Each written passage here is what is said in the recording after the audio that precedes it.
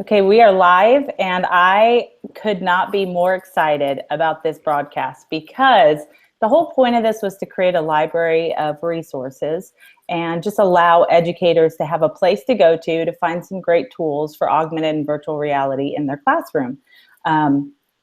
Never in my wildest dreams did I think something like what product we're going to talk about was going to come out so quickly, and even still, with that incredible product, to actually meet with these folks that are putting this into place. So I want to introduce Kieran and Simon, and they are joining us from London tonight. For you guys tonight, for us today. And I am just incredibly excited to see what types of technologies are to come. But the fact that it's here right now in this technology, I'll just tell you guys, well, I want you to introduce yourselves for sure, but I just want to tell you, as soon as I found out about this, I had to keep it secret because I wanted to kind of make this big reveal in our chat. And so everybody had kind of on pins and needles about it. And then immediately, like, people are leaving the chat to go jump on this Kickstarter and get started. So it was a wonderful problem to have because I'm like, where is everybody? And then they all jump back on. We're like, we're Kickstarter, we're backers now. So if you guys want to go ahead and introduce yourselves and explain kind of, what Zappar is and what you're doing with that, and I'll go ahead and set you up in the broadcast. Great. So hi, everybody. So Zappar started out about 5 years ago. We started out doing mobile phone-based and iPad-based augmented reality. Relatively standard sort of scan a A4 size sheet of paper and have an AR experience. We built those experiences in-house for the most part. And then as we improved our tools, we launched our ZapBox offering, which allows third parties to create their own content. And there's a few different tiers of tools in that offering. There's two really simple online-based editors, and then there's a more complex downloadable tool which allows you to do more complicated scripted experiences.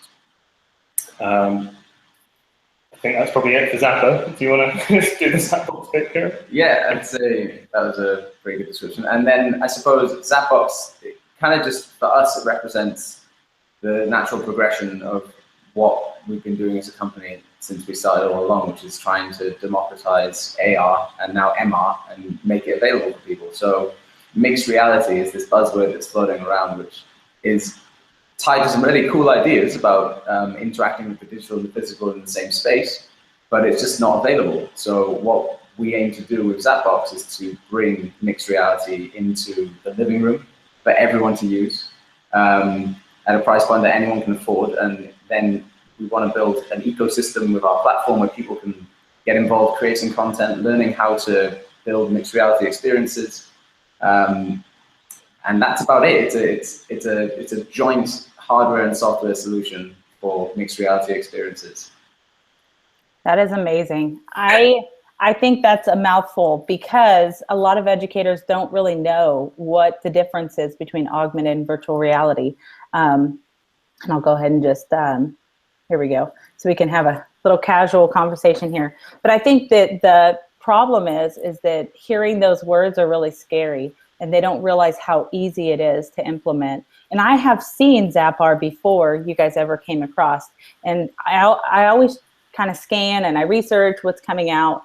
And Zappar, up until this point, was more of a product to purchase for like a company. And there's quite a few companies out there that are doing that concept, like, hey, purchase from us, we'll build your stuff, then they can scan and use your app.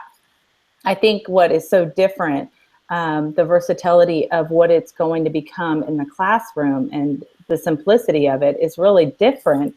And ZapBox, you guys doing this as a Kickstarter, Kieran was saying that he had, nobody was designated to work just purely on this project. It was like, hey, let's do this for fun, let's add this to our plate, and it won't be that much, surely.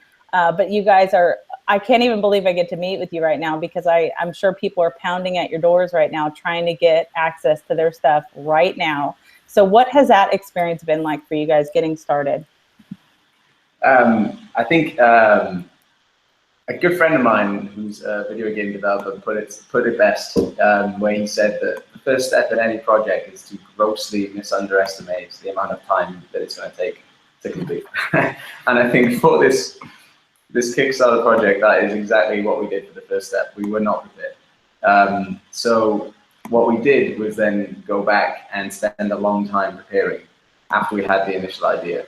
So I think the original idea for starting ZapBox, when it first started around a year or so in Simon's mind before we actually then were able to do the research and to back it up so we could actually bring a campaign to fruition.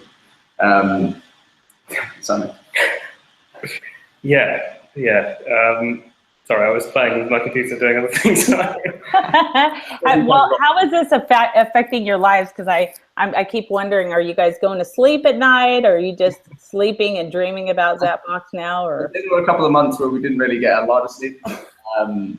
And now that the beta is imminent, the beta app launch is imminent, that means that there's also a lot of new deadlines that we're trying to fulfill. We want to make everyone happy and keep all the backers happy, because we make some promises to people to get things ready, and we need to get things ready. But I think just to answer your question, it's advice for someone running a Kickstarter in general. It's a lot of work, and you probably will underestimate how much work it is, but it's a lot of fun. And then when you get funded, when you see people taking your idea and running with it and getting really excited, as you are, Jamie, and as so many other backers from all around the world and the globe, it's such a fantastic feeling to see it come to life. And now we're stuck with the task of bringing that to life. So the things that we were seeing in the Kickstart, like for instance, the ad about what's happening, what's available, what things will we actually see when we get our stuff? I know that right now, I'm still like trying to wrap my brain around this process. So ZapWorks is the location of where we're going to go first. Maybe you could explain that process to us. Yeah, okay. So ZapWorks is the creative tool set. So that's what developers will use to put the content together. We've obviously got some experts at using that tool here. And so those experiences that we spoke about in the campaign, we've committed to building those for all the ZapBox backers. But then that's kind of where we hope that the community will take over. So hopefully more of the developer community who will be experimenting with different things and then sharing that with everyone. Because ZapWorks makes it easy for users to publish their content, and then anybody can look at what they built. And that's kind of why ZapBox offers a slightly different view from other augmented reality. So often with an augmented reality piece of content, it's built for a particular target image. So you might have a poster that has some content on it. Sure. But in order for me to see that, I would have to have the poster or print the poster or that kind of thing. The idea with ZapBox is that people will use these point codes, which they'll place around their space, and then that will let us track where the user is in that space. And then it becomes a sort of general canvas for anyone's content. So any developer who's published content through ZapWorks, ZapBox users will be able to view that content in their own space without needing to go and print out a different poster to see a particular thing. So we think that's a really interesting change in the kind of the dynamic of creating content, because unless if you're a big company and you're making a million yogurt pots, then it's easy to say, well, I can put some AR content on this and it's going to be in front of loads of eyeballs. But if you're just a hobbyist, or if you're an educator yourself and you put a bit of content together and you want to share that with people, there isn't necessarily an easy way for other people to find that content. So our hope is that by making that sharing process much easier for the kind of hobbyist dev community, that we'll be able to grow that community and kind of everyone will get much more content to play with.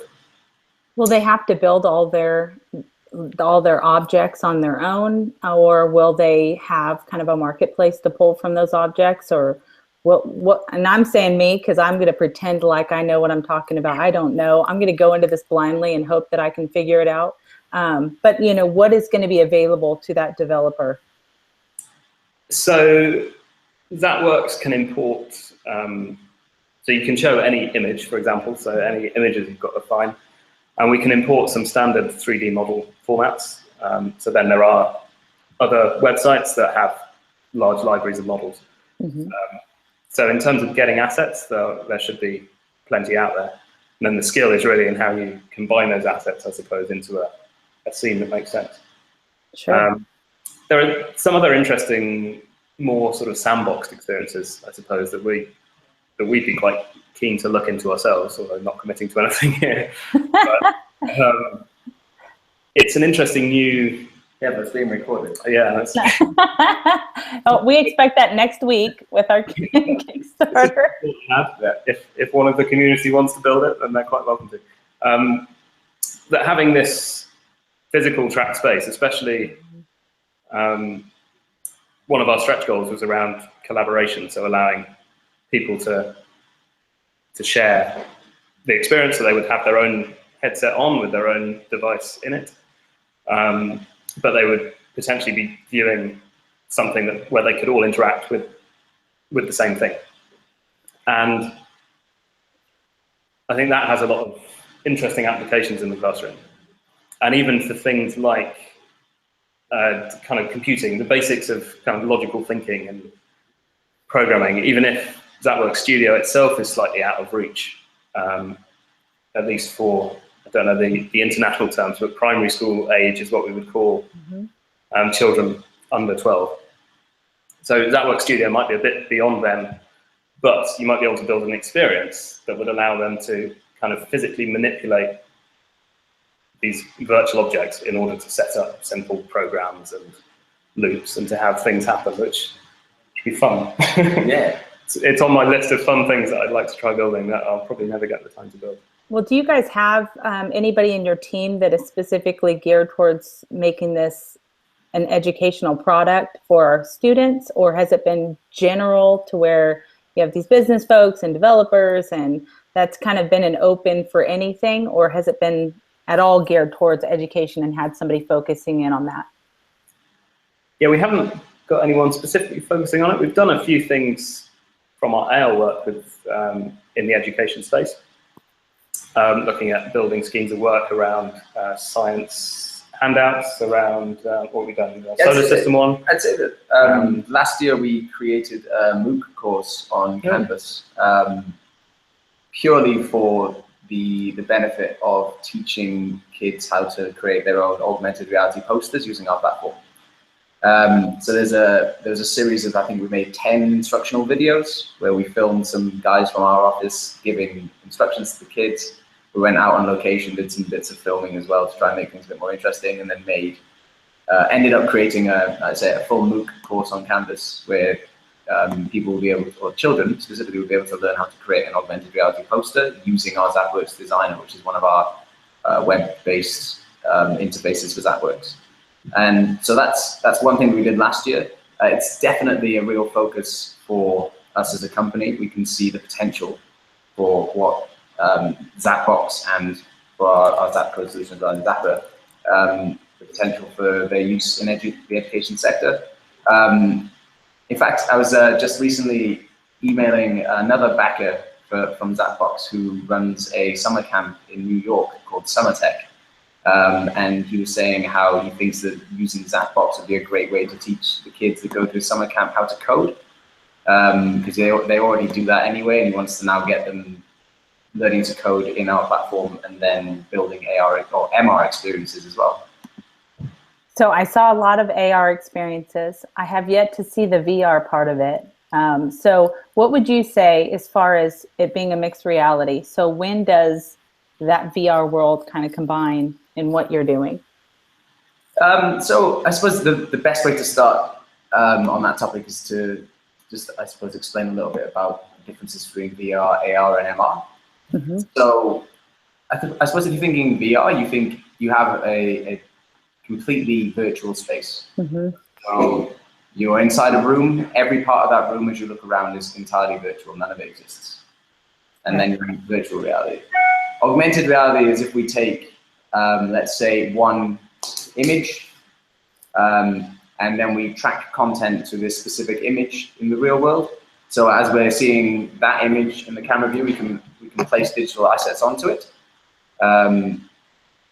Sorry, sorry, no worries. I might be preparing a demo. He's out of here. He's like, I'm done. So we could, let me just do the camera down. So we can track content to this image, and then we could augment that image, and everything will be bound entirely to this. As soon as we look away from this, the experience is over, because now we can't see it, we can't track it anymore.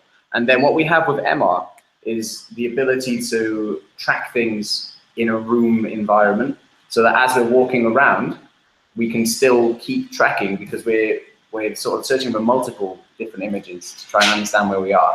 I'd say the real key is just an increased focus on immersion and being able to interact in a more physical and real way with experiences, and that's why it's now mixed reality. So Simon is showing me some AR. I was trying to screen share. No, that's perfect. I like that. I think to show on a device is more effective than screen sharing in this case, because teachers don't necessarily know what's going to happen on their device when they see it. Yeah. But it is a very revealing, I think the enthusiasm's there. There's no doubt. People are excited. But when it comes to actually implementing, there's a lot of fear with this. And then there's a lot of, people going, oh, well, you don't want to have your kids doing this because this is bad for them to have it on their face, la da da. And of course, and anything in excess is going to be bad, So I get that, but I think that there are still a lot of resistance to what is really coming for our kids. And if we boil it down, we know our kids are going to be using mixed reality. And so being prepared and knowing what is going to be their entertainment and their collaboration and their social media, I think that is really interesting to see with ZapBox, especially how our teachers can really prepare for that to come, because most kids don't realize that's to come. They know PlayStation VR, but that's it. They don't really get what is coming in their worlds yet. So I talk to my own kids. I have 3 children, and I'll explain it to them, and they're like, well, what is that? Why would I do that when I just have this? They can't really make that connection yet. So it's really exciting to see what you guys are doing. So do you want to show us some things? Yeah, so got a little another tab open saying how to share your screen in Google Hangouts, and it doesn't seem to have the option for me. So if you kind of hover over your screen, you have a green window that will pop up on the left-hand side. There you go. Yes, thank you. Sure. Good, Jamie. I know. Too many Google Hangouts. That's a problem, though. Okay. Whoa, that's freaky. Isn't That is strange. Yeah, we're getting multiple. Yeah, that's because this is on. There's the share your screen instead. So what I was going to do is fire up QuickTime.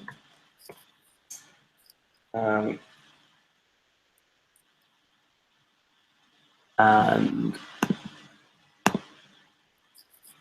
so with QuickTime, you can, I'll just turn this on if I can find the right thing. I love that feature on a Mac. I use it all the time. Too bad those folks that are on PCs don't have access to this. Yeah. So here we go. So here's the screen, and then if the icon. I might be able to just choose. There we go. Awesome. Nice. So is that working? Yeah, looks great. So this is the beta of ZapBox. The app will be submitted really soon now. We did just film a video, which we're going to put out today, because we did tell backers that we'd aim to have it out by the end of the week. So ZapBox has a beautiful getting started screen, which any backers will have seen already. There we are. And then when we click go, we're into scanning view. So this is our standard, it looks very similar to the view within Zappar, and it's scanning for Zap codes which are attached to content. So that can be content that we built or that our any third-party users have built using ZapBox. So for that box, we've got a little demo of it here on this code. And the other thing that we'll be providing to people is a PDF that they can print and make themselves, which, oh, you can't really see that. You can see Oh, that's crazy. Yeah, that's awesome. Let me unscreen share for a second. So there we go. So there's a PDF which is, you can fold up into this diamond. This diamond has a whole load of points on it, and that means we can detect it from basically any angle when it's in the image. So flick back. So here we've just got this really simple content which just has a flower tracked onto the controller. And you can see I can rotate it around. How does that work with it being paper for your I guess your button? I'm trying to figure that out. Yeah, so this one and the one that people print at home. Let's swap back again. Sorry, this is quite awkward. Come on. Yeah, so the one that people print at home won't have any sort of trigger, but we can track it in full 3D space. So you can trigger things by actually placing virtual objects in the experience and then touching them with this. So that's, and I'll come on to show you that in the beta in a second. Okay. An exclusive just for you, Jamie. This is how the sticks of the controllers are going to look in the end. And we do have a little trigger that's going to move something up and down. Nice. So when we have the diamond on top, which it's hard to do at the moment, but still, whichever angle you hold the stick, you should still be able to use the trigger. So that will give developers for content another form of input. So as well as being able to track the position, like you can with an HTC Vive, we'll have an input as well. Also, like you can with an HTC Vive. Can you turn that into like a lightsaber and like, move it around as well? Yeah, you could. The speed you can move it is not going to be as fast as something like an HTC Vive that's got electronics to do the tracking. Sure. Just because it's going to get blurred in the camera image, and then it's harder for us to find it. But yeah, the overall controller, these are going to come assembled as well as part of the kit, so that that's a win for backers. But yeah, the overall thing will be looking something. That is so awesome. So if we have this, we can print out as many as we need. I'm thinking little kids touching on this and just replacing it. That's not an issue, correct? Awesome. Yeah, well, yes, we haven't quite decided. So there are different sets that we're making to allow people to use them together without them getting confused. So certainly for backers, we'll give them the ability to print out their own set. Then we haven't really decided what to do about other sets for other people. Yeah, I'm so excited about your collaborative feature. That's going to be incredible. Here's the nice little trigger. Oh, that is awesome. It's quite nice that you can use it in quite a few different ways. So you can use your thumb on it like that. It also would work this way around. Best for education, but for games, more of a kind of type action. And you can even go more painting. So it's a nice kind of universal, detectable from all 3D angles.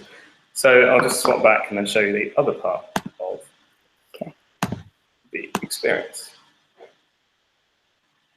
So there we go. So we have our flower on a stick. That's all very nice. And then we can also track separately codes in the world. I should have shown you these first, but never mind. So that's a simple printed sheet. But when you get your ZapBox kit, Sorry, I'm doing full thing. When you get your ZapBox kit, you would have these as individual circular codes that you could place around your room. And then you can see we're rendering this button on top. And we can bring in our flower now. And I can actually go and press that button. And we get a little action. So that's that idea of having these two differently tracked spaces that can interact with each other. So you can use the controller even without having a trigger. I can still make things happen in the content by physically moving the controller and touching what I want to happen. I guess it's also just as quickly pointed out, Jamie, that this is running incredibly smoothly on the phone screen, but I think maybe the capture is happening a little bit jerky. It looks great to me. Frame rate looks quite slow on our end on the capture. Sure. Yeah. Yeah, you can do a little bit of the other way around if you want to try and hold that. And yeah. And two of the folks watching are really excited about what you guys are showing. Trixie and Rochelle are both on here watching, just really excited about what this brings for the classroom. So thank you, guys. No worries. All right. So yeah, there you go. And there is some, the audio is coming through QuickTime as well. Quit out of QuickTime. Okay. This is VIP access. Yeah. This is before even the backers have seen it. Yay, there you go, little noises. It's amazing, hours of fun just doing that. Well, I suppose the real thing to remember is that part of the ZapBox sort of proposition is that, you know, you'll be learning how to do this yourself. It's hilarious to see Simon back there. It's like whack-a-mole, you know? Yeah. Yeah, looking like a crazy person. It must be so fun to see all this stuff come to life.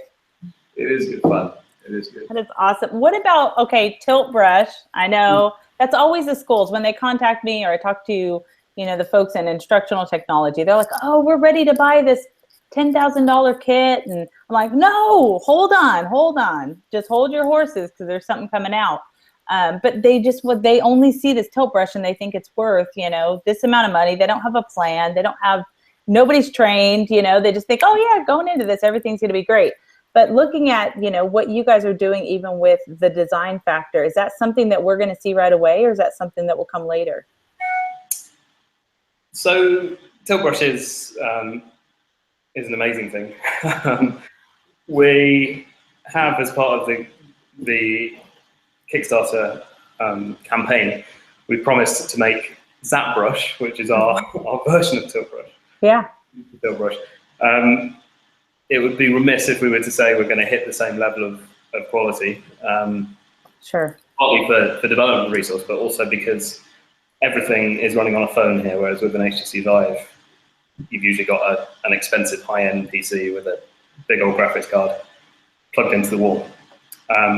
So we're going to be more limited in what we can do, but certainly having that action of your motions in space be kind of captured into a stroke and then be able to walk around that stroke, that's definitely what we're aiming to get to with ZapBrush, and then also to have that collaboratively.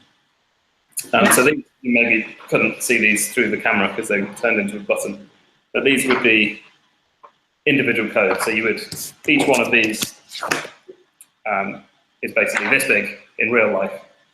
The reason we compressed them down onto A4 here was so that we could send out a PDF to backers and they can print it out.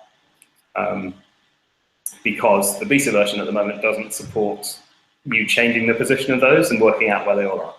So that's coming later, and we'll do an update to the beta later. And then people will be able to print multiple of these out full size, spread them out over a much larger space, and then have the same kind of experience just scaled up to be much more kind of human scale.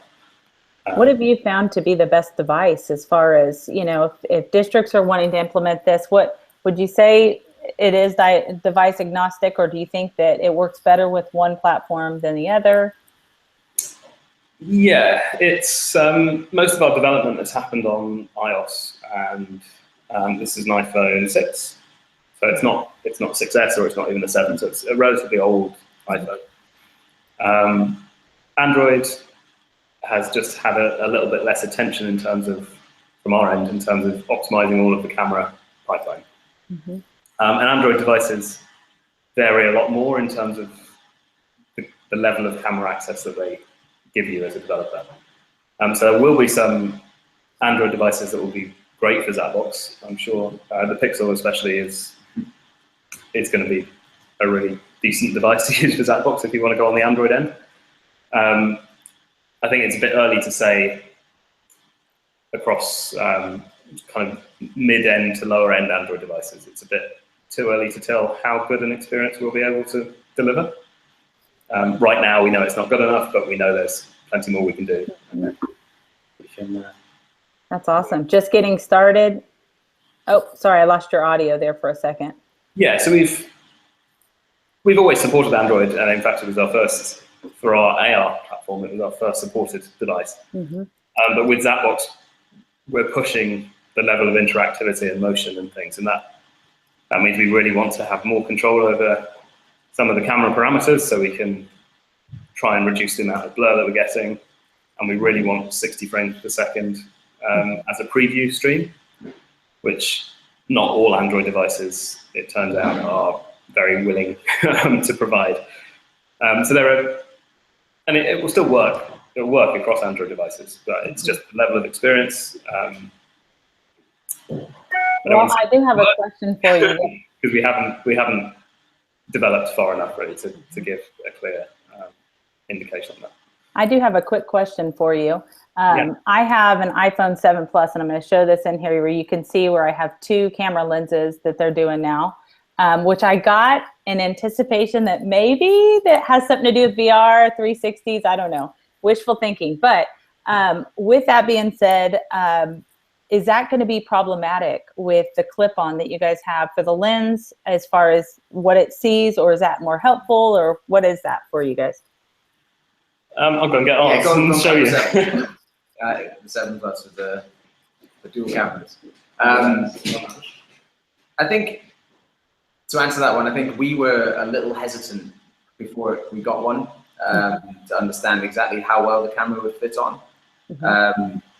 And it's a little more finicky than this other devices, just because it's, as you mentioned, the camera's slightly different, but it works perfectly well. You have to be a little more precise when placing it on the device in the first instance, but it works just as well. I think Simon is going to bring it for you to probably demonstrate that that's the case.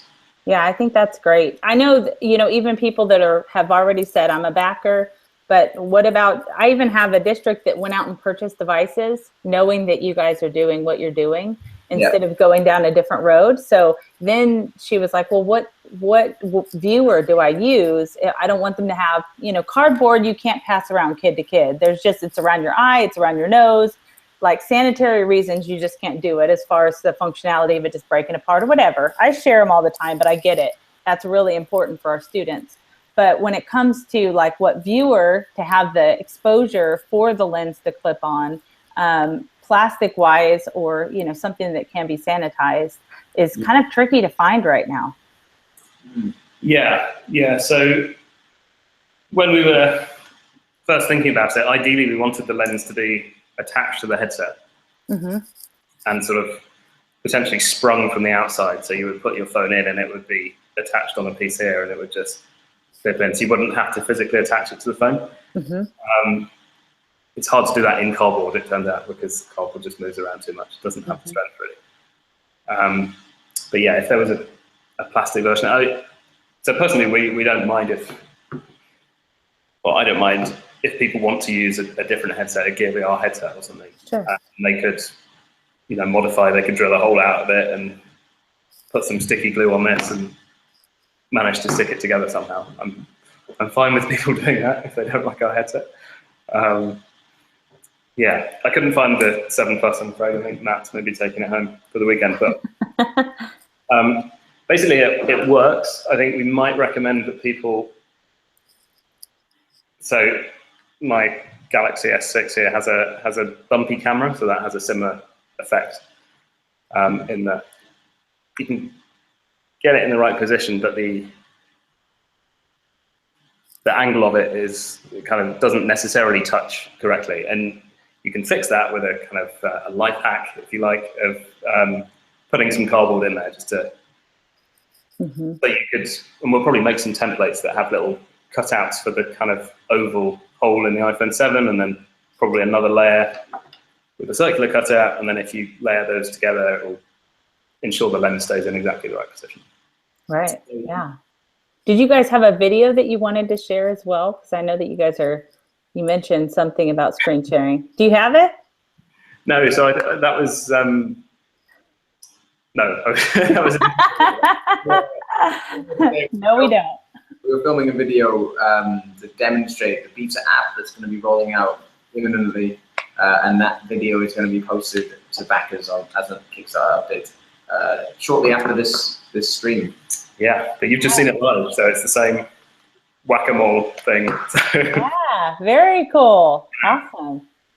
That I can't wait. I know that we're so excited and we've taken up your time and you guys are in the evening. So I don't want to take any more of your time because, you know, you got to get a lot of stuff out to us here soon, right? Hang out a little bit longer. Okay, yeah. We don't mind at all, Jamie. We're happy. Okay, awesome. This is great. Interaction with like just backers in general, but also just people that are excited about low-cost smart solutions like we are. Yeah. So what I'm going to do here is screen share. This is going to be risky, but let's see. Here we go. So this is ZapBox Studio. So this is our content creation tool. Can you see it there? Yes, looks great. Okay, cool. So this is the bit of content that we've just seen, in fact. And so we can go into these things and see there's the flower in open mode for some reason. I just built this scene, there's the button. And then there's some code to join it up. What I was going to do quickly in here was change the code a little bit in order to show it rendering in stereo mode, which is how most ZapBox experiences are going to be viewed. So let's swap that to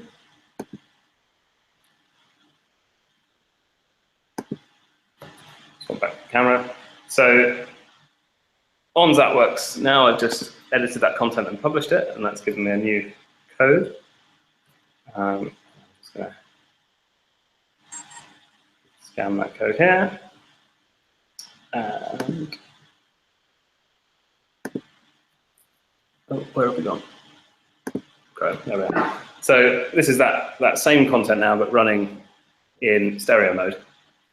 So if I put the controller in, it's still the flower. Can't really see because it's not particularly in focus. But then that will give you a much more immersive view. And we can see the difference the lens adapter makes. So like this, if I was to insert the lens adapter here, and you can suddenly see. Nice, yeah. So that makes quite a big difference to the field of view. Wow, yes, it does. And so the app at the moment is rendering this little letterbox view is that size because of the camera field of view is restricted. But when we rebuild the app to expect the wide angle lens, then that window will also, oh, you can't see that, that window will get bigger on the screen as well. So you'll see much more of your surroundings. That's awesome. In a kind of mixed reality view. Wow. That is awesome. Everybody in the background is just saying, wow, wow, so cool, so cool. So this is cool. It is cool. And I think that school in New York, I would love to collaborate with and hear how they're going to be using the coding in the classroom. And I think everybody needs to jump on something like this. There's no reason to prevent our schools from pursuing these opportunities right now. So when do you think it will be out for everybody to begin to start using that? Well, the Pizza app is rolling out, as I say, imminently. So that's going to be out, you know, for people to use on the weekend. And the the actual kits themselves, they are going to be coming later on, towards the end of April, is what we suggested in the campaign, and we're on track. So everything's coming together. It's so much better than it first was when we first thought about it. Everything's bigger, it's pre-assembled, it's got triggers, everything just works nicer, looks nicer, and it's, you know, the box has even been designed to work as a sort of storage kit now, rather you're not just going to tear it open, throw everything away. It's a really nice thing that you get where you'll be able to keep everything. People are still able to pre-order if they missed the Kickstarter campaign, and we put the date for those pre-order deliveries back to May, I think. Yeah. But essentially, the sooner you do it, the more likely you are to be part of the first batch anyway. So hopefully it will come out by May.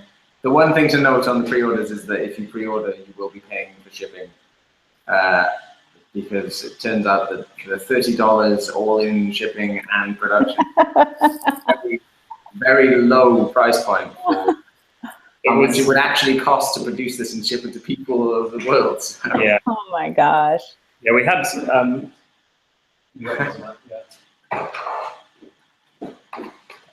We had made a branded cardboard before, which is called that inner box, which was this size when it was shipped. And we kind of thought, yeah, it'll be a little bit bigger than this. Let's estimate shipping based on it being a bit bigger. And now it's quite a bit bigger than that. We I think it's here for the weekend. We'll take them on the designers. But it looks like it's roughly shoebox sized. Yeah. Oh my word. That's exciting. But I will tell you that Trixie, who is watching, she asked for this for Christmas. So when this was all coming out, she's all, I'm looking for another Christmas present. I think my husband should get me a ZapBox. But she was watching and she said, it's not that we're trying to rush you, but we just want it right now. So we all feel that way. And I think that, you know, even I have never backed a project ever in Kickstarter. So to watch what you guys have been doing, obviously, I think that there's quite a few people that have never done that. So that's just, to me, really exciting to see that you guys are hitting a fantastic market. I know in education, I cannot wait to share this next week at TCEA, our conference here in Texas, and then at ISTE this summer, sharing a lot on augmented and virtual reality. So I cannot wait for people to see that they have affordable options, and you guys are just making some awesome things happen. So thank you guys so much for your time. Quite all right. Well, thank you for backing everyone in the edu community. We really appreciate it. Oh, absolutely. And if there's anything that you want to say here to anybody that does watch us in the future, where would you recommend that they check out? So probably just Googling ZapBox is still the best way. The Kickstarter page is currently where all the updates are happening. We will later on have more of a landing page on our homepage, but that's not done yet. Got to make it first. Yeah. Absolutely. Okay. Well, thank you guys again, and I hope you have a great evening out there in London. Thanks very much. Thank you guys. Bye.